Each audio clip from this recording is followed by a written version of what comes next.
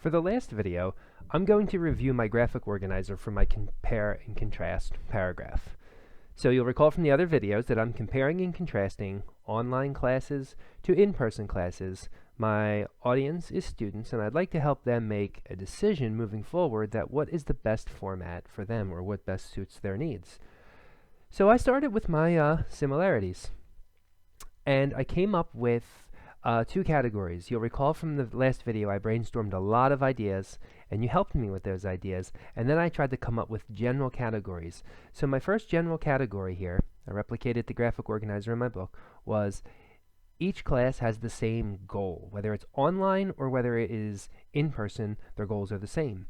And both courses have the same goal, and it's to help students learn, help them progress with their education. So I'm calling that my goal, my category, and here is my specific explanation. The next category I came up with, for lack of a better term right now, is features.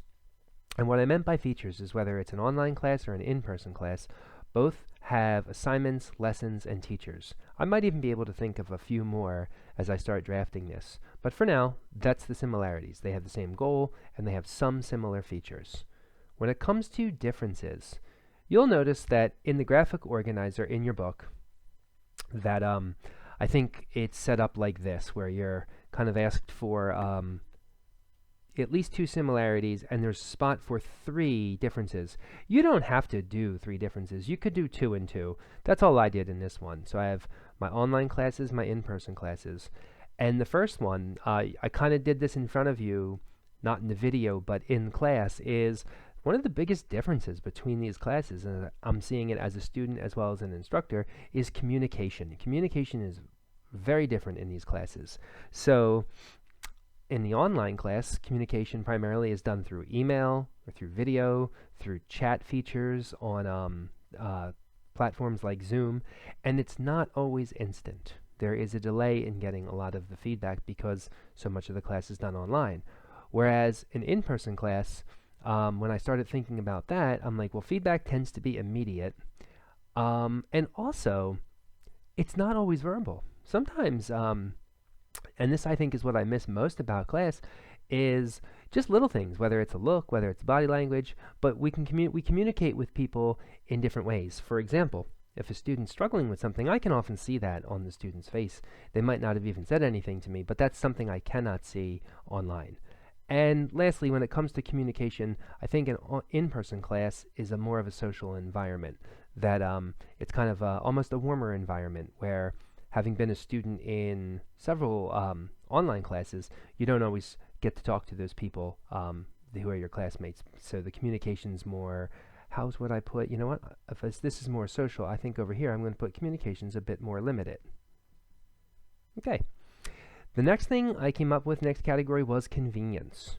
So online classes can be very convenient in some respects. They're at home. You can be comfortable at home. You don't have to be all dressed up.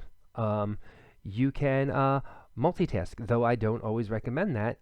You could step away and you could do something, like you could put the oven on for dinner. If you have children like I do, you could answer a question for them. These are things that when I was a student in online classes I could do. I could step away briefly, and then when I was in class, certainly I couldn't do any of these things, so I couldn't multitask. And another convenience factor is there's no travel for an online class. You're already there. So when it comes to an in-person class, you have to travel. And travel involves, it can involve traffic jams.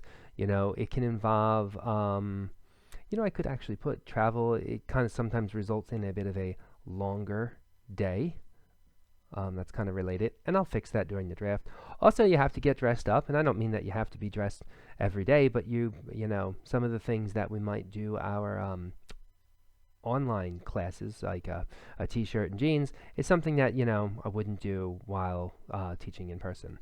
So what I've done here, just to kind of recap this, is I did my graphic organizer. So what I'm going to ask is that you use these videos as a reference, and I'll type this to you in an email, that you complete your planning stage for your compare and contrast, and that way I can look at your categories, I can look at the similarities, the differences, and if there's any overlap, I can help you before you start writing.